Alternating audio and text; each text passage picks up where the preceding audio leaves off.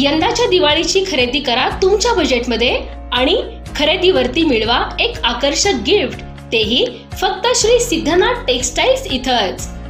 ही offer दिनांक 10 October ते 10 November 2024 पर्यंतच।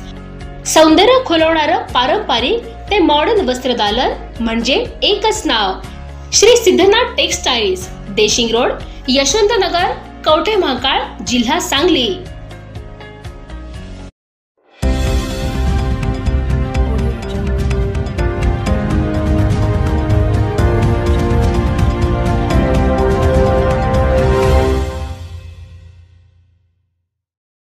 युवा नेते प्रभाकर बाबा पाटील यांनी कवठे महांकाळ शहरातील मतदारांच्या भेटीगाठी घेतल्या। नरघोल परिसरातील ग्रामस्थांसोबत प्रभाकर बाबा पाटील यांची मोठी बैठक पार पडली। युवा नेते प्रभाकर बाबा पाटील यांनी काल बुधवारी सायंकाळी कवठे महांकाळ शहरातून अतिशय साध्या पद्धतीने मोटरसायकलवरून मतदारांच्या भेटीगाठी घेतल्या। शहरातील अनेक प्रभागांमध्ये प्रत्यक्ष जाऊन प्रमुख जबाबदार व्यक्ती, व्यापारी, शेतकरी यांच्याशी हितगुज साधले। प्रभाकर बाबा पाटील यांचा स्वभाव सर्वांशी मनमिळावा आहे। साधेपणामुळे प्रभाकर बाबा पाटील यांची क्रेज वाढू लागली आहे। यावेळी या संपर्क दौऱ्यात प्रभाकर बाबा पाटील यांनी नरघोल परिसरातील शेतकरी बांधवांशी संपर्क साधला व त्यांच्याशी बैठक घेऊन त्यांची मते जाणून घेतली। प्रभाकर बाबा पाटील यांनी तुमच्या अडचणी असलेल्या मला सांगा, त्या सोडविण्याचा मी नक्की प्रयत्न करेन। त्याचबरोबर यापूर्वी देखील नरघोल व परिसरात कामे केलेली आहेत, आणखीन काहीही कामे असतील तर मला सुचवा। संजय काका पाटील यांच्या माध्यमातून ती कामे पूर्ण करण्याचा मी जास्तीत जास्त प्रयत्न करेन, असे आश्वासन नरघोल परिसरातील ग्रामस्थांना प्रभाकर बाबा पाटील यांनी यावेळी दिले। यावेळी काही नागरिकांनी आमच्या परिसरात काही रस्ते झालेले नाहीत, त्याचबरोबर अनेक ठिकाणी लाईटच्या समस्या आहेत, त्या सोडवून द्याव्यात असे मत मांडले। यावेळी प्रभाकर बाबा पाटील यांनी कवठे महांकाळमधून नरघोलकडे येणाऱ्या रस्त्याचे काम संजय काकांनी मंजूर करून पूर्ण करून दिलेले आहे। अजून थोडी कामे बाकी आहेत, ती लवकरच नगरपंचायतीच्या माध्यमातून व संजय काकांच्या माध्यमातून ती पूर्ण करू, असे आश्वासन यावेळी प्रभाकर बाबा पाटील यांनी उपस्थित असलेल्या नागरिकांना दिले। यावेळी या बैठकीला कवठे महांकाळ नगरपंचायतीचे विद्यमान नगराध्यक्ष अजित दादा माने, अमित शिंत्रे, सौरभ पाटील, नगरसेवक रणजित घाडगे, अजय पाटील, अजित भोसले, निलेश पोतदार, गुंडा परदेशी, गजानन सगरे यांच्यासह नरघोल व परिसरातील नागरिक मोठ्या संख्येने उपस्थित होते। या बैठकीमध्ये स्वागत युवा नेते जगन्नाथ शिंदे यांनी केले, तर या बैठकीचे आयोजन ज्येष्ठ नेते विलास अण्णा शिंदे, जगन्नाथ शिंदे, प्रशांत उर्फ पिंटू पाटील यांनी केले होते। शेवटी आभार पिंटू पाटील यांनी मानले। आपल्या भागातील बातम्या पाहण्यासाठी आमचे न्यूज चॅनल सबस्क्राईब करा व लाईक करा। मुख्य संपादक कुणाल कोठावळे, के मराठी न्यूज नेटवर्क। देशाच्या दृष्टिकोनातून आपल्या सगळ्यांशी चर्चा करण्यासाठी, तुम्हाला सगळ्यांना भेटण्यासाठी या ठिकाणी, तुम्हाला सगळ्यांशी हितगुज करण्यासाठी या ठिकाणी आपल्या सगळ्यांना भेटायला आलो। सगळ्यांना माहिती आहे विधानसभेचं वारं अतिशय प्रचंड मोठ्या प्रमाणात वाहू लागले। अगदी 5-6 दिवस फक्त हे विधानसभेच्या निवडणुकीला राहिलेले आहेत व या अनुषंगानं प्रचार कशा माध्यमातून केला पाहिजे, प्रचार कुठल्या मुद्द्यावर झाला पाहिजे, प्रचाराची मुद्दे आपले काय असावेत, लोकांना आपण काय सांगितलं पाहिजे, ते प्रचार सहानुभूतीकडे वळवत आहेत। आपण तो प्रचार विकासाच्या मार्गावर आणला पाहिजे, या दृष्टिकोनातून आपल्या सगळ्यांशी चर्चा करण्यासाठी या ठिकाणी मी आज आलो। निश्चितपणाने तुम्हाला सगळ्यांना माहिती आहे, मुख्यमंत्री माझी लाडकी बहीण योजना आपल्या शासनानं आणलेली आहे। राज्य शासनानं अतिशय चांगल्या पद्धतीनं, अतिशय चांगलं महिलांना स्वतःच्या पायावर उभा करण्यासाठी, महिलांना स्वावलंबी बनवणारी ही योजना, महिलांच्या हिताची ही योजना आहे। आणि या योजनेचा प्रचार, योजना कशासाठी केली, योजना कुठल्या सरकारने केली आणि त्या राज्य शासनामध्ये अजितदादा पवार यांची राष्ट्रवादी पक्ष आहे आणि त्या राष्ट्रवादी पक्षाच्या घड्याळ या चिन्हावर संजय काका पाटील उभे आहेत आणि त्यांचं 4 नंबरचं बटन आहे। या सगळ्या गोष्टी निश्चितपणानं आपण सांगितल्या पाहिजे। अनेक ठिकाणी काय झालंय, महायुती आहे, 3 पक्ष एकत्र मिळून राज्य शासन आपण स्थापन केले आणि 3 पक्षांनी एकत्र राज्य सरकार स्थापन केलं असल्यामुळं नेमकं धनुष्यबाणाच्या चिन्हावर या ठिकाणी उमेदवार उभे आहेत का? नेमकं कमळ या चिन्हावर उभे आहेत का राष्ट्रवादीच्या चिन्हावर उभे आहेत? हे महायुती 3 पक्ष असल्यामुळं महिलांना या ठिकाणी थोडंसं कन्फ्यूज व्हायला लागलेलं आहे. अनेक ठिकाणी मी गेलो, आमचं मत ज्यांनी आमचं काम केलं आमचं मत त्यांना आहे. पण मी म्हटलं कुणाला आहे, तर ते 2 मिनिटं थांबले आणि म्हणल्या मी पक्ष नेमका कुठला हे मी माहिती घेऊन सांगते. म्हणजे आपण काय आहे, थोडंसं गावगाड्यात काम करणारी माणसं आहे, राजकीय सामाजिक क्षेत्रात काम करणारी माणसं आहे. आपल्या घरातल्या सगळ्या महिलांना माहीत असतं की कुठला पक्ष आहे, कुठलं चिन्ह आहे, कोण उमेदवार आहेत. पण राजकीय आणि सामाजिक क्षेत्रामध्ये काम जे लोक करत नाहीत किंवा थोडंसं राजकीय सामाजिक क्षेत्रामध्ये असणाऱ्या लोकांसाठी ज्यांनी या योजनेला विरोध केला ते आपल्या अपोजिट पार्टीचे उमेदवार आहेत हे त्यांना समजून सांगितलं पाहिजे. आपली योजना कार्यान्वित होऊ नये, आपली योजना बंद पडावी या दृष्टिकोनातून काही लोकांनी अडथळे आणले. त्या अडथळे आणणं निश्चितपणानं आपण महिलांना सांगितलं पाहिजे. अनेक ठिकाणी आपण बघतोय महाविकास आघाडीच्या नेत्यांनी जाहीरपणानं स्टेटमेंट दिलं. काय स्टेटमेंट दिलं? त्यांचं सरकार आल्यानंतर ते ही योजना बंद करणार आहेत म्हणून दिलं का नाही जाहीर स्टेटमेंट? तुम्ही बघितलं असाल अनेक याच्यावर. त्यामुळं असं असताना महिलांना आपण निश्चितपणानं समजून सांगितलं पाहिजे. सगळ्या आपल्या माता भगिनींना भेटलं पाहिजे. मग त्यासाठी एक महिलांची माझं असं म्हणणं आहे जगुदादा, महिलांची एक आपण सेपरेट टीम या ठिकाणी करूया. म्हणजे थोडंसं संवाद करायला आपल्याला सोपं त्या ठिकाणी पडेल. महिलांना चांगल्या पद्धतीने समजून सांगू शकतात. त्या दृष्टिकोनातून चिन्ह पक्ष कुठल्या राज्य शासनानं आपल्याला ही योजना मंजूर करून आणली, कोण आपल्या या योजनेला अडथळे आणतंय, कोण विरोधामध्ये महिलांच्या या ठिकाणी त्या मुख्यमंत्री लाडकी बहीण योजनेला विरोध करतंय, त्या सगळ्या गोष्टी निश्चितपणानं आपल्याला महिलांना समजून सांगितल्या पाहिजे. अनेक महिलांना हे माहिती आहे की ज्यांनी आपल्याला ही योजना लागू केलेली आहे, ज्यांनी आपल्याला स्वावलंबी बनवले, ज्यांनी महिलांना बळ देण्याचं काम केलंय, त्या सरकारच्या त्या राज्य शासनाच्या पक्षाला आपल्याला मतदान करायचं आहे. मात्र त्याचं चिन्ह हे लोकांच्या पुढं महिलांच्या पुढं अजून स्पष्ट नाही. मी घाटनांदरात गेलो होतो. सहज एक किस्सा तुम्हाला सांगतो. घाटनांदरात गेल्यानंतर महिला चालल्या होत्या, त्यात एक मावशी होत्या. मावशींच्या पाया पडलो आणि त्यांना म्हणलं माझे वडील त्या ठिकाणी विधानसभेसाठी उभे आहेत आणि तुमचा आशीर्वाद तुमचं मतदान त्या ठिकाणी आम्हाला द्या म्हणून विनंती केली. त्यांनी पहिल्यांदा विचारलं 1 मिनिट थांब, लाडक्या बहिणीचा माणूस पहिला कोण आहे सांग, तू आहेस का लाडक्या बहिणीचा माणूस? मी म्हणतो होय होय, लाडक्या बहीण ज्यांनी राबवली त्या लाडक्या बहिणीचाच मी माणूस आहे म्हणलं. आणि माझे वडील उभारले. हा मग तुला मतदानाची काळजी करू नको, माझ्या शेजार पाजाऱ्यांना सगळ्यांना सांगते, माझ्या मुली आहेत, माझी सून आहे, सगळ्यांना सांगते आणि तुला मतदान करायला लावते. पण हे आपण पोहोचवण्याची गरज आहे. ग्रामीण भागामध्ये अजून सुद्धा माहीत नाही. त्यामुळे ह्या गोष्टी आपण निश्चितपणानं पोहोचवल्या पाहिजेत. दुसरी महत्वाची कुठली गोष्ट राज्य शासनानं आपल्यासाठी सगळ्यांसाठी राबवलेली, तुम्हाला 00ची बिल आली का नाहीत अजून? ठीक आहे, कशात अडकलेत काय मला माहित नाही, येतील मला असं वाटतं. आम्ही 30 मुद्दा घेतलाय. लाईट बिल आपलं या ठिकाणी माफ केलेलं आहे राज्य शासनानं. आज शेतकरी प्रचंड मोठ्या प्रमाणात अडचणीत आहे. पहिल्यांदा दुष्काळ पडतोय आणि ते झाल्यानंतर अवकाळी पावसाचा त्रास आहे. शेतकरी अडचणीत असताना त्या शेतकऱ्यांना धीर दिला पाहिजे. शेतकरी अडचणीत असताना त्याला मदत झाली पाहिजे. हा दृष्टिकोन डोळ्यासमोर ठेवून या ठिकाणी राज्य शासनानं शेती पंपाचं वीज बिल आपलं माफ केलेलं आहे. त्या अनेक लोकांना माहीत नाही. आपण टीव्ही बघतो, मोबाईल बघतो, या लोकांना ठराविक लोकांना माहिती आहे. पण काही टक्के लोकांना अजून सुद्धा माहित नाही की या राज्य शासनानं त्यांचं वीज बिल हे ठिकाणी 7 इतकीपर्यंत माफ केलेलं आहे शेती पंपाचं. या सगळ्या गोष्टी शेतकऱ्यांच्यापर्यंत गेलो पाहिजे. शेतकऱ्यांना समजून सांगितलं पाहिजे आपल्या पाठीमागं कोण उभारतंय, आपल्याला साथ कोण देतंय. मदतीच्या काळात या सरकारनं आपल्याला किती मोठ्या प्रमाणात सहकार्य करण्याची भूमिका घेतलेली आहे. आपल्या सोबत कोण उभारतंय या गोष्टी शेतकऱ्यांना निश्चितपणानं आपण समजून सांगितल्या पाहिजे. त्यासाठी गावागावामध्ये आपल्या वाड्या वस्त्यांच्या वर शहरामध्ये प्रत्येक घरामध्ये जाऊन या ठिकाणी राज्य शासनाने केलेली योजना समजून सांगितली पाहिजे. तुम्हाला मी सांगतो आता 50-60 हजार काही ठिकाणी लाख रुपये वीज बिल या ठिकाणी माफ झालेले आहेत. येणाऱ्या 5 वर्षाच्या काळामध्ये आतापर्यंत माफ झालेलेच आपण ते कॅल्क्युलेशन करतोय. पण येणाऱ्या काळामध्ये कायमस्वरूपी ही योजना या ठिकाणी आपल्याला चालू ठेवायची आहे.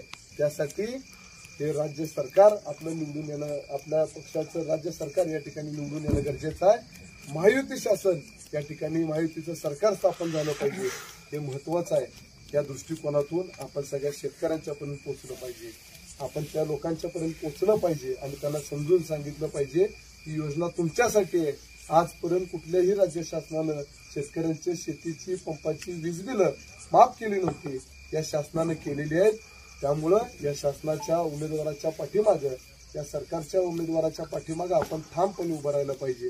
राष्ट्रवादीचं चिन्ह घड्याळ आहे, 4 नंबरचं बटन आहे. या सगळ्या गोष्टी निश्चितपणानं आपण त्या शेतकऱ्यांच्यापर्यंत पोहोचवण्याचं काम केलं पाहिजे. मी तुम्हाला आज सांगतो, अनेक मायमौली असे आहेत की ज्यांना माहीत नाही, अनेक शेतकरी असे की ज्यांना माहीत नाही ही योजना कुणी आणली, कुठल्या पक्षानं आणली, कोणाला मतदान आपल्याला या दृष्टिकोनातून करायचं आहे.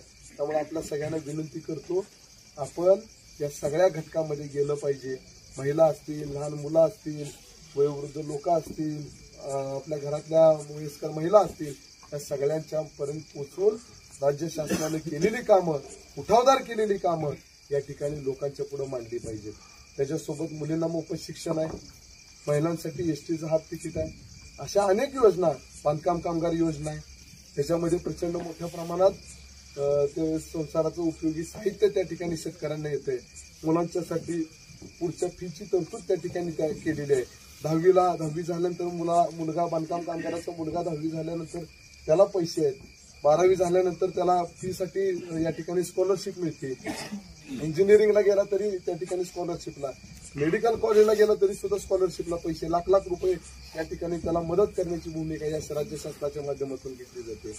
चुकून त्याचा कुठं अपघात झाला, अडचण निर्माण झाली, घरावर त्या दुःखाचा डोंगर कोसळला तरी सुद्धा त्याच्या घरामध्ये त्याच्या नावावर इन्शुरन्स या ठिकाणी असल्यामुळं ही मदत या राज्य शासनाच्या माध्यमातून त्या शेतकऱ्याला, त्या बांधकाम कामगाराला या ठिकाणी होणार आहे.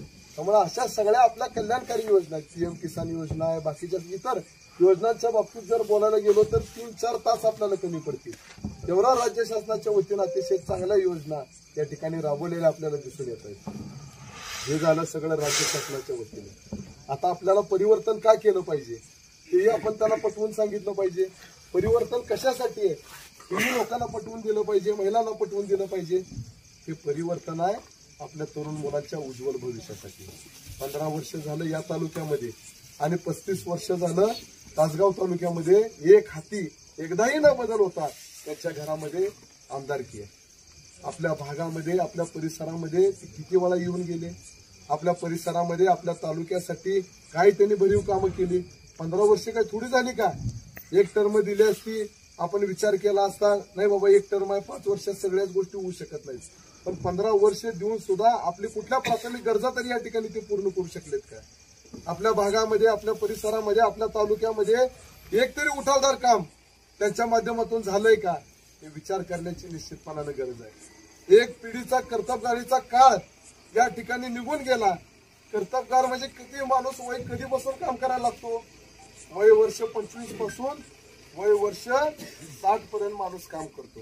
म्हणजे 25 वर्षाचा मुलगा 60 वर्षाचा झाला. आपल्या वडिलांची एक पिढी या ठिकाणी त्या घरानं बर्बाद केलेली आपल्याला सगळ्यांना दिसून येते. कुठलेही विकास काम नाही, कुठलीही मोठी उठावदार कामं नाहीत. प्रत्येक इलेक्शन आलं की पुढचं काहीतरी आश्वासन द्यायचं, आश्वासन द्यायची. इलेक्शन आलं की लोकांच्या पुढे गाजर दाखवण्याचं काम केलं जातं. इलेक्शन आलं की मग MIDCचा मुद्दा घेतला जातो. इलेक्शन आलं की मी अमुक केलं तमुक केलं, खोटी कामं या ठिकाणी सांगण्याचा प्रयत्न केला जातो. मला इथं सगळेजण तुम्ही उपस्थित आहेत. 15 वर्ष त्यांच्या घरामध्ये आमदारकी आहे. हा रस्ता कोणाच्या माध्यमातून झाला? काकांच्या माध्यमातून झाला. आपल्या भागामध्ये, आपल्या नगरपंचायतमध्ये ही सगळी माणसं आम्हाला साथ का दिली या लोकांनी? का तर या नगरपंचायतमध्ये 1 रुपयाचा फंड ते मंजूर करून आणू शकले नाही. म्हणून आमच्या बरोबर ही सगळी लोक उभा राहिली. म्हणून या ठिकाणी सत्ता परिवर्तन केलं आणि सत्ता परिवर्तन केल्या केल्या बंडगरवाडी योजनेचं काम काकांनी लगेच राज्य शासनाच्या माध्यमातून मंजूर करून आणलं. म्हणून आज आपल्या वाड्या वस्त्यांच्यावर आणि कवठेमंकाळ शहरातला पाण्याचा प्रश्न संपुष्टात येणार आहे. काय अवस्था होती? मला लहान लहान मुलं सांगतायत, माझे मित्र सांगतायत, माझ्या वयापेक्षा मोठी असणारी व्यक्ती सांगतायत, आम्हाला कळशी घेऊन या ठिकाणी लांब लांब जाऊन पाण्या या शहरामध्ये आणायला लागत होतं. काय भीषण अवस्था आहे या दुष्काळामध्ये. मागच्या या दुष्काळामध्ये, पावसाळ्याच्या आधीच्या काळामध्ये काय परिस्थिती होती? उन्हाळ्यामध्ये आपली पाण्याची किती मोठ्या प्रमाणात अडचण जाणवत होती. या अडचण दूर करण्याचं काम खऱ्या अर्थानं कोणी केलं असेल तर ते फक्त आणि फक्त संजय काका पाटील यांच्या माध्यमातून झालेलं आपल्या सगळ्यांना दिसून येते. बनगरवाडी योजना मंजूर केली, आज ती पूर्णत्वाला जाते. येणाऱ्या उन्हाळ्याच्या आत सगळ्यांना मुबलक आणि शुद्ध पाणी या ठिकाणी या बनगरवाडी योजनेच्या माध्यमातून मिळणार आहे. निश्चितपणानं आपल्या शहराचा पाणी प्रश्न कायमस्वरूपी संपुष्टात येणार आहे. पुढच्या 20, 25, 30 वर्षामध्ये कुणाला सुद्धा आपल्याला पाण्याची अडचण भासणार नाही. इतक्या चांगल्या आणि मोठ्या पद्धतीचं काम काकांच्या माध्यमातून झालेलं आपल्या सगळ्यांना दिसून येते. हे रस्ते झाले, अनेक ठिकाणी स्ट्रीट लाईट झाल्या, गटारीची कामं झाली. आपल्या 4 वॉर्डाचा एक मोठा प्रश्न होता. काय प्रश्न होता? विद्यानगरची गटार आपल्याला अंडरग्राऊंड करायची होती आणि विद्यानगरचा रस्ता अंडरग्राऊंड गटारीचं काम 90%, 95% आसपास पूर्ण झालेलं आहे. रस्त्याची कामं सुद्धा लवकर त्या ठिकाणी चालू होतील, त्याचे टेंडरही झालेले आहेत. त्यामुळे रस्त्याची कामं चालू होऊन जी काही तुम्हाला या विद्यानगर रस्त्याची अडचण होती, जे काही गटारीचं पाणी साठल्यामुळं लोक तुम्हाला पटणार नाही, राष्ट्रवादी, जुनी राष्ट्रवादी त्यांच्या पक्षामध्ये असणारे त्यांचे प्रमुख पदाधिकारी घराच्या समोर दुर्गंध येतोय म्हणून घर सोडून दुसरीकडे राहायला गेली, सांगलीला राहायला गेली. यांना तुम्ही सगळेजण साक्षीला आहे की आपल्या तालुक्याची परिस्थिती आहे, की आपल्या शहराची परिस्थिती होती. ही परिस्थिती बदलण्याचं काम कोणाच्या मार्फत जर झालं असेल तर ते फक्त आणि फक्त संजय काका पाटील यांच्या मार्फत झालेलं आहे. अनेक कामं आपण हाती घेतली. लहान मुलांना शाळेला येण्या जाण्यासाठी फुटपाथ घेतलं. प्रत्येक वॉर्डमध्ये रस्त्याची कामं चालू आहेत, प्रत्येक वॉर्डमध्ये गटारीची कामं चालू आहेत. ज्या ठिकाणी लाईटची व्यवस्था नव्हती त्या ठिकाणी लाईटची व्यवस्था केली जाते. नगरपंचायतच्या माध्यमातून कचरा गाडीच्या पद्धतीनं नियोजन केलं जाते. अनेक कामं या शहराच्या उपयोगासाठी. आता जो वाढीव भाग आहे त्या भागामध्ये प्राथमिक कुठलीही सुविधा नव्हती, त्या भागामध्ये सुविधा पुरवण्यासाठी या ठिकाणी प्रचंड मोठ्या प्रमाणात निधी आदरणीय काकांच्या माध्यमातून या ठिकाणी आपल्याला मिळालेला आहे. येणाऱ्या काळामध्ये आम्हाला भुयारी गटार करायचे 100 कोटीपेक्षा जास्त त्याचं बजेट आहे. किती बजेट काढले आपण? 180 कोटीचं बजेट आहे. ही योजना येणाऱ्या काही दिवसाच्या कालावधीमध्ये आपण पूर्ण करतोय. भुयारी गटार पूर्ण शहरामधून आपण भुयारी गटार करतोय. कुठेही त्याचा दुर्गंध नाही, त्याच्यामुळे ढास नाहीत, त्याचा वास नाही. पाणी साठल्यामुळं लोकांची प्रचंड मोठ्या प्रमाणात अडचण होते, ती होणार नाही.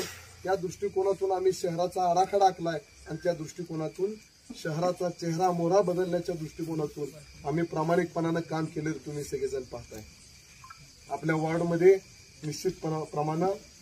निश्चितपणानं आपल्या वॉर्डमध्ये प्रचंड मोठी कामं आपल्याला करावी लागणार आहेत. आपला भाग तसा वॉर्ड मोठा आहे, वॉर्ड बरोबर का, सगळा मळे भागाचा वॉर्ड आहे. सगळीकडची कामं आपल्याला करायची आहेत. डांबरी रस्ते सगळ्यात पहिल्यांदा करायचे. पेशंट जर एखादा घरातून बाहेर काढला आणि दवाखान्यात जर न्यायचा असेल तर त्याच्यासाठी 1-1 मिनिट महत्वाचा असतो. पावसाळ्याच्या काळामध्ये अनेक ठिकाणी रस्ते नसल्यामुळं लोक, लहान मुलं शाळेला जायची प्रचंड मोठ्या प्रमाणात अडचण निर्माण होती. हे आपल्याला सगळ्या भूमिका या येणाऱ्या 5 वर्षाच्या आत आपल्या भागामध्ये रस्ते, गटारी, लाईट, ज्या काही आपल्या प्राथमिक गरजा असतील त्या सगळ्या आपल्याला पूर्णत्वाला न्यायच्या आहेत. तुमच्या सगळ्यांचे आशीर्वाद या ठिकाणी आपल्या जगूदादांच्या पाठीमाग आहेत. जगूदादा अत्यंत कामाची व्यक्ती आहेत. शांत जरी तुम्हाला दिसत असले तरी सुद्धा काम करून घेण्यामध्ये त्यांचा फार मोठा हातखंड आहे, फार मोठा वाटा आहे. आणि चांगलं ताकदीनं जगूदादा या सगळ्यांच्या साक्षीनं सांगतो, तुमच्या वॉर्डमध्ये जो राहिलेला बॅकलॉग आहे तो आपण येणाऱ्या काळामध्ये भरून काढतोय. तुम्ही काळजी करून नका. तुम्ही ज्या पद्धतीनं बळ जगूदादांनी दिलंय त्याच पद्धतीचं बळ देण्याचं काम येणाऱ्या काळामध्ये आम्ही केल्याशिवाय राहणार नाही. या निमित्तानं तुमच्या सगळ्यांच्या समोर वचन देतो, येणाऱ्या काळामध्ये आपल्या वॉर्डमध्ये राहिलेली कामं पूर्णत्वाला नेण्यासाठी जगूदादा तुम्ही मागणी करायला कमी पडू नका, आम्ही द्यायला कमी पडत नाही. हा शब्द तुमच्या सगळ्यांच्या समोर या ठिकाणी देतो. आपण सगळेजण प्रचाराच्या निमित्तानं सगळेजण बाहेर फिरतोय म्हणून सगळ्यांना हितगुज करण्यासाठी, सगळ्यांची चर्चा करण्यासाठी आज मी तुमच्या पुढे आलो. 35 वर्षामध्ये लोकांना MIDC जी गाजरं दाखवली गेली, 35 वर्षामध्ये तरुणांना रोजगार देतो म्हणून खोटी आश्वासनं दिली गेली. 25 वर्षाचा तरुण 60 वर्षाचा झाला तरी त्याला रोजगार उपलब्ध करून देऊ शकले नाहीत. कवठे मंकाळ तालुक्यासाठी एक काम मला तुम्ही सांगा, एक भरीव काम त्यांच्या माध्यमातून झालेलं, एकही काम तुम्हाला त्या ठिकाणी दिसणार नाही. जी काही कामं केली ती काकांच्या माध्यमातून, नगरपंचायतच्या माध्यमातून आपण केले जगूदादा कामं, त्याच कामाचं पॉम्पलेट या ठिकाणी तुमच्या समोर मांडलं जाते. सत्ता आल्यानंतर ती फाईल अडकली होती. सत्ता आल्यानंतर काकांनी प्रेशर क्रिएट करून ती फाईल मंजूर करून घेतली आणि मला वाटतं की ती 15 दिवसाच्या आत सत्ता आपल्या ज्यावेळी आली नगरपंचायतमध्ये 15 दिवसाच्या आत बंडगरवाडी स्कीम योजना मंजूर करून घेतली. पुढच्या दृष्टिकोनातून आपल्याला शहराला विजन असलं पाहिजे. शहराच्या दृष्टिकोनातून प्रचंड मोठी विकास कामं आपल्याला करायची आहेत. त्या तालुक्यामध्ये आपल्याला तरुणांना रोजगार मिळण्यासाठी उद्योगधंदे आणले गेले पाहिजेत. या दृष्टिकोनातून आपल्याला काम करायचं आहे. आदरणीय काका, तुमच्या सगळ्यांच्या आशीर्वादानं 2014 पासून खासदार आहेत. 550 गावं आणि जवळपास 6, 7, 8 शहर 8-9 शहरं या ठिकाणी काकांच्या अंडर होती. तरी सुद्धा प्रत्येक गावामध्ये चांगल्या पद्धतीचा निधी देण्याचं काम काकांनी केलंय. 550 गावं वाटणीला असताना सुद्धा आपल्या तालुक्यामध्ये चांगल्या पद्धतीचं लक्ष घालून प्रत्येक तालुक्यामध्ये प्रत्येक गावाला कशा पद्धतीनं फंड देता येईल या दृष्टिकोनातून काकांनी काम केलंय. आपल्या भागात तुम्हाला माहिती आहे ही म्हैसाळ योजना अडचणीचा काळ होता. तुम्हाला पाण्याची गरज होती. तुम्ही आठवा ते दिवस पाण्याची तुम्हाला अडचण असताना काही लोक कर्तव्य यात्रा काय कुठली संघर्ष यात्रा करत राज्यभर चमकुगिरी करत फिरत होते आणि पाण्यासाठी या ठिकाणी काका आणि मी प्रत्यक्ष बांधावर लोकांच्या फिरत होतो. बरोबर आहे का नाही? तुम्ही आहे का नाही साक्षीला सगळेजण? तुम्ही येत होता, बागेच्या छटण्या राहिलेत, अडचणी झालेत. म्हणजे आपल्या गरजेच्या वेळी आपण पाणी पाणी म्हणून तडफडत असताना आपल्याला पाठ दाखवणाऱ्या लोकांना मतं मागायला आल्यावर पाठ दाखवण्याची आता वेळ आलेली आहे. ही लोक काही काम करत नाहीत. म्हैसाळ योजनेच्या बाबतीमध्ये काही ठिकाणी मी ऐकलं रिक्षाला काय लावलंय. म्हैसाळ योजनेचे जनक तुम्ही या तालुक्यामध्ये यायच्या आधी म्हैसाळ योजना पूर्ण झाली होती. काही थोडीफार अपुरी राहिली होती ती सुद्धा काकांच्या माध्यमातून पूर्ण करण्यात आली. म्हैसाळ योजनेचे जनक तुम्ही लावून घेताय. जनक केलंय त्याला केलंय म्हटलं पाहिजे. ही प्रवृत्ती त्याच्या अंगी नाही. कुणी काम केलं की त्या चालत्या गाडीला लेबल आपलं लावायचं आणि मी काम केलं हे दाखवायचं. ही घाणेरडी भूमिका आपल्या तालुक्यातल्या विरोधकांनी केलेली आहे. तुम्ही लक्षात घ्या. आज सुद्धा काय आपल्याला सांगितलं जातंय, प्रत्येक ठिकाणी डिजिटल बोर्ड लावले जात आहेत. MIDC उभी केली आणि MIDCच्या माध्यमातून तुम्हाला रोजगार निर्माण करतोय. किती रोजगार उपलब्ध होणार आहे तुम्हाला माहिती आहे का? तिथला त्या MIDCचा दगड तर हल्लाय का? तुम्ही बघितलंय का तिथं जाऊन कधी? ही सगळी गाजरं दाखवून लोकांच्या तोंडाला पानं पुसण्याचं काम केलं जातंय. माझी तरुण मुलांना विनंती आहे, तुम्हाला खोटी स्वप्न विकण्याचा धंदा केला जातोय. या 15 वर्षामध्ये कर्तबगारीचं एक काम या ठिकाणी त्यांनी केलेलं नाही आणि येणाऱ्या काळात सुद्धा त्यांच्याकडून कामाची आपण अपेक्षा ठेवणं हे व्यर्थ आहे. त्यामुळं काम करणाऱ्या माणसाच्या पाठीमागे आपण राहिलं पाहिजे. म्हैसाळ योजना, विस्तारित म्हैसाळ योजना, म्हैसाळ योजनेसाठी जी काही कामं शिल्लक होती म्हैसाळ योजनेची ती कामं करण्यासाठी 2000 कोटीपेक्षा जास्त रुपयाचा निधी काकांनी मंजूर करून आणला. ती कुठल्या योजनेतून करून आणला? प्रधानमंत्री सिंचाई योजना म्हणून आहे. त्या योजनेच्या अंतर्गत जी काही म्हैसाळ योजनेची कामं अपुरी होती ती करण्याचा प्रामाणिकपणानं प्रयत्न केला. ताकारी योजनेला गती दिली. ताकारी योजना आणि म्हैसाळ योजना मिळून 2000 कोटीपेक्षा जास्त रुपयाचा निधी खर्च केला. 1205 कोटी रुपये बळीराजा जलसंजीवनी योजनेमधून आणले. जी काही टिंबू थांबली होती ना ती टिंबूला गती देण्याचं काम केलं. घाटमाथ्यावर तुमचे पै पाहुणे असतील, विचारा. त्यांना स्वप्न वाटत होतं पाणी देणं म्हणजे. लोक विरोधक म्हणायची त्या पाईपलाईन मधून उंदरं खेळतील पण पाणी येणार नाही. काकांनी पाणी आणून दाखवलं आणि जी कोण आपल्याबरोबर चेष्टा करत होती, कोण लोक आपल्यासोबत चेष्टा करत होती त्या पाईपलाईन मधनं उंदरं खेळतील त्या लोकांच्या बागा आज अतिशय चांगल्या पद्धतीनं त्या पाण्यावर जगलेल्या आपल्याला सगळ्यांना दिसून येत आहेत. इतक्या चांगल्या पद्धतीचं काम, घाटमाथ्यावर बंदिस्त लाईनचं काम, अगदी पोकळी कर्लाटीपर्यंत टेंबू योजनेची जी बंदिस्त लाईन झाल्या त्या सगळ्या फक्त काकांच्या माध्यमातून केलेल्या आपल्याला दिसून येत आहेत. म्हैसाळ योजनेच्या बाबतीत बोलायचं झालं तर सरकारांचं योगदान निश्चितपणानं सगळ्यात मोठं आहे. घोरपडे, आदरणीय घोरपडे सरकारांनी ही योजना पूर्णत्वाला नेली म्हणून आज आपल्या भागामध्ये ही पिकं जगलेली आहेत. लोक सदन होण्यासाठी काय करावं लागतं? लोक सदन होण्यासाठी आपल्याला शेतीला पाणी लोकांना दिलं तर निश्चितपणानं लोक स्वतःच्या पायावर उभारतात, स्वतः शेती डेव्हलप करतात, त्यामधून मुलाबाळांना घडवतात, त्यांचे शिक्षण करतात आणि मुलाबाळांना सुद्धा येणाऱ्या काळामध्ये घडवण्याचं काम त्या शेतीच्या माध्यमातून केलं जातं. इतक्या चांगल्या पद्धतीची कामं. विस्तारित म्हैसाळची तुम्ही लाईन बघितलं का नाही? 6-6 फुटाची लाईन आहे, गोल मोठी. माणूस आर पार चालत जातोय येतोय आणि अशा 2 लाईन विस्तारित म्हैसाळच्या काकांनी मंजूर करून दिलेल्या आहेत. जत तालुक्याला ते पाणी जाणार आहे. जी काही 65 गाव आहेत आणि उरलेली काही राहिलेली गाव आहेत त्या गावांसाठी ती योजना काकांनी मंजूर करून आणली. विस्तारित टेंबू योजनेच्या बाबतीत तुम्हाला सांगतो, विस्तारित टेंबू योजनेचं काय खरं काय आहे आज तुमच्या समोर मांडतो. आता विषय निघालाय म्हणून. विस्तारित टेंबू योजनेसाठी 2016 पासून काका प्रयत्नशील होते. काकांच्याकडे कृष्णा खोरे महामंडळाचं उपाध्यक्ष पद होतं. काका सातत्यानं पाठपुरावा करत होते माझ्याकडं. मी लोकांच्याकडे गेलोय ना, ती लोक आज साक्षीला आहेत. लोक सांगतायत छताडा एवढ्या गवतातनं कुसळातनं आम्ही काका सर्वे करायला फिरत होतो. सर्वे करताना ही मंडळी कधी पुढे आली नाही. तो उल्लेख यापूर्वी त्यांनी भाषणामध्ये केला नाही. सर्वे काकांच्या माध्यमातून झाला, त्याच्या फाईल पुटअप काकांच्या माध्यमातून झालं. राज्य शासन आपलं होतं, केंद्र शासन आपलं होतं. त्या योजनेला निधी मिळवून देण्यासाठी काकांनी अतोनात प्रयत्न केले. 5-6 वर्ष या ठिकाणी काका आणि स्वर्गीय अनिल भाऊ बाबर या ठिकाणी प्रयत्नशील होते. आणि मग ही योजना मंजूर व्हायच्या वेळी काय झालं, आपण वायफळे गावामध्ये एक मिटिंग काकांनी बोलवली होती. आणि ते मिटिंग सगळ्या शेतकऱ्यांना घेऊन बोलवली होती. शेतकऱ्यांना उत्सुकता होती की विस्तारित टेंबूचं पाणी जाते, मात्र आमच्या भागातून जाते का नाही हे आम्हाला कळलं पाहिजे. म्हणून नकाशा घेऊन अधिकाऱ्यांना घेऊन आपण वायफळे गावामध्ये विस्तारित टेंबू योजनेची बैठक लावली. प्रत्येक गावचे शेतकरी आले होते. शेतकऱ्यांना बोलवलं, नकाशा दाखवला आणि ही बैठक झाल्यानंतर काकांचं एक भाषण झालं. त्याच्यामध्ये आमचे कुणाल दादांसारखे पत्रकार उपस्थित होते. त्या पत्रकारांनी काकांना विचारलं, काका विस्तारित टेंबू तुम्ही म्हणताय की किती दिवसात तुम्ही पूर्णत्वाला नेणार. काकांनी त्यावेळी सांगितलं की येणाऱ्या 1.5 महिन्याच्या 2 महिन्याच्या 1.5 ते 2 महिन्याच्या आत मी या विस्तारित टेंबू योजनेला सुधारित प्रशासकीय मान्यता ही मिळवून देणार. हे काकांनी जाहीरपणानं स्टेटमेंट दिलं. किती महिन्याच्या आत?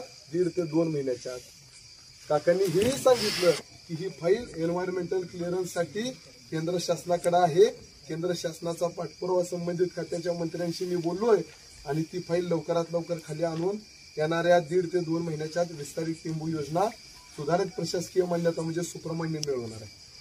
आणि हे ज्यावेळी काकांनी डिक्लेअर केलं त्यावेळी निष्क्रिय असणारी लोक, आपले विरोधक, त्यांना वाटू लागलं आता लोकांच्या पुढे कुठल्या तोंडानं मतं मागायला जायचं. ही परिस्थिती ज्यावेळी त्यांच्या पुढे आली, 8-10 दिवस एक स्टंट करायचं त्यांनी प्लॅनिंग केलं. आणि 8-10-15 दिवसानंतर मला वाटतं स्टंट कुठला करायचा, तर उपोषणाचा स्टंट करायचा ठरला. उपोषण कोणी करतंय? ज्यांच्या घरात 35 वर्ष सत्ता आहे, ज्यांच्या घरामध्ये 2-2 महाराष्ट्रामध्ये 2-2 नंबरची मोठी पदं होती, अनेक वर्ष सत्ता उपभोगली. नुसते आमदार नव्हे, महाराष्ट्रातलं 2 नंबरचं मंत्रीपद असताना ते काम हे त्यांनी करू शकले नाहीत. ज्यांच्या घरामध्ये 35 वर्ष सत्ता आहे त्यांनी उपोषणाचा घाट घातला. ते पण कशामुळं, तर 1.5 महिन्याच्या आत सुधारित प्रशासकीय मान्यता मिळेल आणि ते नाकर्ते आहेत हे लोकांच्या पुढे सिद्ध होईल म्हणून मग उपोषणाचा स्टंट केला गेला. आणि उपोषण किती दिवसाचं केलं? 1.5 दिवसाचं. आणि सुधारित प्रशासकीय मान्यता मिळाल्यावर आज लोकांच्या पुढे काय सांगतायत की आम्ही 1.5 दिवसाचं उपोषण केलं म्हणून सुधारित प्रशासकीय मान्यता मिळाली. एकतर तुम्ही सत्ताधारी, एवढे वर्ष घरात सत्ता, उपोषण करायची वेळ तुमच्या ह्या निष्क्रियतेमुळे आली. दुसरी गोष्ट, यासाठी 5-6 वर्ष सातत्यानं पाठपुरावा करावा लागतोय. 1.5 महिन्यात सुधारित प्रशासकीय मान्यता मिळते म्हणल्यानंतर कोण पण हौशी उठल आणि आंदोलन करल आणि पुन्हा मंजूर झाल्यावर म्हणाल मी मंजूर केलं. ही वस्तुस्थिती तुम्ही लक्षात घेतली पाहिजे. ही फसवी माणसं त्या राजकारणामध्ये आपल्या पुढे मत मागायला येतील, भावनिक करतील आपल्याला. तासगाव बायपासच्या माध्यमातून सुद्धा तुम्हाला सांगतो, अनेक ठिकाणी मंजूर झाला रस्ता दुसरीकडनं आणि गडकरी साहेब बोलून गेले अनावधानानं, यांनी फटाके उडवले दुसऱ्या रस्त्याला. पाठपुरावाच केला नाही तर ह्यांना माहित कसं असणार आहे. म्हणजे रस्ता झाला मंजूर एकीकडनं आणि दुसऱ्या रस्त्यावर जाऊन फटाके उडवले. कुठल्याही पोस्टमध्ये त्याचा उल्लेख नाही, काहीच नाही. अशी ही सगळी माणसं, खोटं बोलणारी माणसं. काय आहे, नुसतं पाया पडायचं. पाया पडून आपली विकास कामं होणार आहेत का? होणार आहेत का? आपण ओळखलं पाहिजे. या पाया पडणाऱ्या व्यक्तीपासून सावध राहिलं पाहिजे. नुसतंच पाया पडायचं, नुसतंच नमस्कार म्हणायचं, घरचे कसे आहेत, बरे आहेत का म्हणायचं आणि 2 दिवस आपल्याला गोड वाटते, पण ह्याच्यानं आपली पुढची पिढी घडणार नाही. ही गोष्ट तुम्ही सगळ्यांनी लक्षात घेणं गरजेचं आहे. माझी तरुण बांधवांना विनंती आहे, मागचा काळ असाच गेला, एक पिढी अशीच गेली. येणाऱ्या काळामध्ये आपली पिढीचं उज्ज्वल भविष्य घडवायचं असेल तर हे 2 काम करणाऱ्या नेत्यांना आपण चांगलं मताधिक्य घेऊन काकांना आमदार करायचं आहे.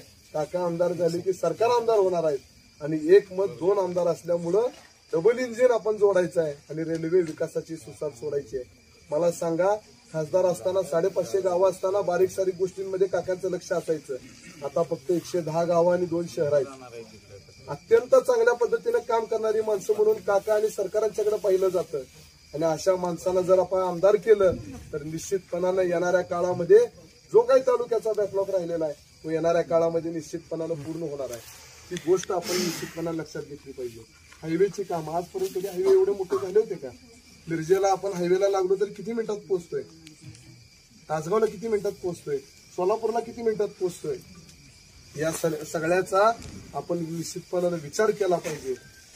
हायवेची कामं झाली, पाण्याची कामं झाली, ग्रामीण भागामध्ये जलजीवन मिशनची कामं झाली, आपली ही अमृत 2 योजना म्हणजे बनगरवाडी योजना, ही योजना आज पूर्णत्वाला जाते. गावाबागदे शहरामध्ये रस्त्याची कामं केली जात आहेत. ही 2 नेते सरकार आणि काका एक विजन ठेवून काम करणारे लोक आहेत. लोकांना, शेतकऱ्यांना सदन केलं पाहिजे, शेतकऱ्यांना समृद्ध केलं पाहिजे, हे ध्येय डोळ्यापुढे ठेवून काम करणारी माणसं आहेत. 15 वर्ष तुम्ही त्यांना देऊन बघितली. तासगाव तालुक्यानं 35 वर्ष देऊन बघितली. आणि परवा कुठेतरी मी पेपरला वाचलं, एकदा संधी द्या. एक पिढी तुम्ही या ठिकाणी विकास कामं न करता त्या बर्बाद केली आणि पुन्हा आणि तुम्हाला संधी पाहिजे. त्यामुळे अशा संधी लोकांना आपण ओळखलं पाहिजे. ते तुम्हाला भावनिक करतील. मी अनेकदा सांगतो, या इथं बसलेल्या काही लोकांच्या घरात येऊन जातील, पाया पडतील, भावनिक करतील. भावनिक होऊ नका. आपल्याला विकास काम कोण करतंय, आपल्याला ताकद कोण देतंय, या दृष्टिकोनातून तुम्ही विचार करा. लोकांच्या उज्ज्वल भविष्यासाठी, मुलांच्या उज्ज्वल भविष्यासाठी कोण काम करतंय हा विचार करा. भावनिकतेला बळी पडू नका, सहानुभूतीला बळी पडू नका. आपण विकासाच्या मार्गावर या ठिकाणी काम करूया. कुठल्याही सहानुभूतीकडे आपण लक्ष द्यायचं नाही. काही लोक सांगतात, आता कवठेमंकाळ तालुक्यात म्हणून उल्लेख करावा लागतोय. काकांना काही ठिकाणी काय उल्लेख केला जातोय? आक्रमक आहेत काका. आक्रमक असणं हा काही दोष नाही. आक्रमक असलं पाहिजे. पाण्यासाठी जर सरकार आक्रमक नसते तर म्हैसाळ योजना पूर्ण झाली नसती. साक्षीला तिथं सगळीजण. पाण्यासाठी काका आक्रमक नसते तर विस्तारित टेंबू किंवा टेंबू योजनेला पैसे आले नसते. पाण्यासाठी आक्रमक नसते तर विस्तारित म्हैसाळ योजना पूर्ण झाली नसती. तुमच्या सगळ्यांसाठी आक्रमकपणा काकांच्या अंगामध्ये. ज्या दिवशी नदी कोरडी पडली ना, त्या दिवशी मी माझ्या पदाचा राजीनामा देईन जर पाणी नाही आलं, हे ठणकावून सांगणारे या सांगली जिल्ह्यामधलं कोण सुद्धा नेते बाहेर पडले नव्हते. त्यावेळी एकमेव काका जाहीरपणानं स्टेटमेंट दिलं होतं की पाणी नाही आलं तर मी राजीनामा देतो. म्हणजे आपल्या पाण्यासाठी कोण लढतंय, आवाज कोण उठवतोय आपल्यासाठी, हा विचार तुम्ही निश्चितपणानं केला पाहिजे. अशा व्यक्तींच्या पाठीमागं तुम्ही राहिलं पाहिजे. येणाऱ्या काळामध्ये आपल्याला चांगलं काम करायचं आहे. काकांच्या सोबत मी आज तालुक्यामध्ये फिरतोय. काही मुलांना काकांना काम सांगायचं असेल, काही काम करून घ्यायचं असेल तर काका, मी, आदरणीय सरकार, आदरणीय आमचे मोठे बंधू बाळाराजे, हे सगळे जण आम्ही सक्रिय आहे. तुमच्या विकास कामाला मी कुठल्याही परिस्थितीत कमी पडणार नाही हा शब्द या निमित्तानं तुम्हाला देतो. कणखर असणं, आक्रमक असणं हा गुन्हा नाही. ज्या ज्या वेळी लोकांच्या